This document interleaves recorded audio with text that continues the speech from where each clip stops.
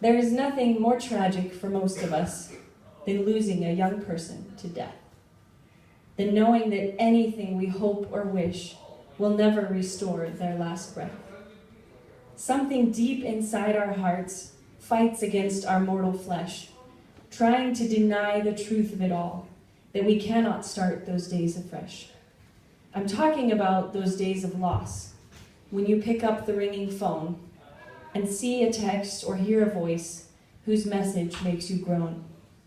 Groan with pain and disbelief, groan with sorrow and despair, reaching out for something solid, a wall, a table, or a chair to stumble to and sit upon, where you can cry and hold your head, where the thoughts tumble around and about, and your heart screams, no, not dead. Not dead is what I prayed for when my father sat us down. To tell us of our young mother's fate, I thought that I might drown.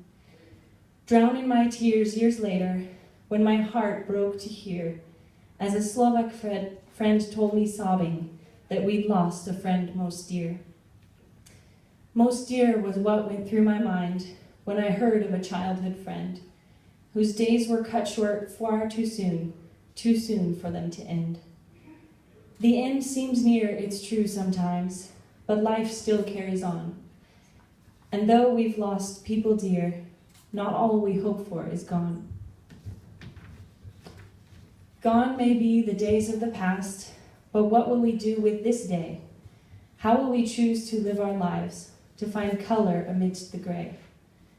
Gray was the color of the sky when two of our own were found dead, shot in their homes, supposedly safe, only months before they were to wed. But wed they cannot, and life is not fair. We mourn for such young lives lost.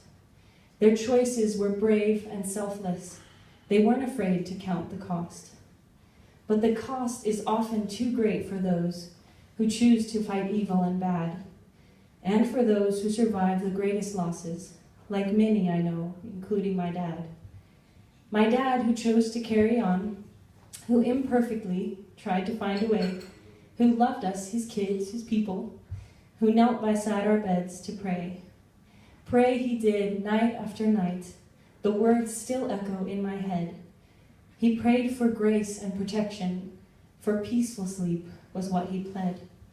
He pled that I would grow up to be a woman of honor and integrity, a woman of courage and commitment, a woman that others deem lovely.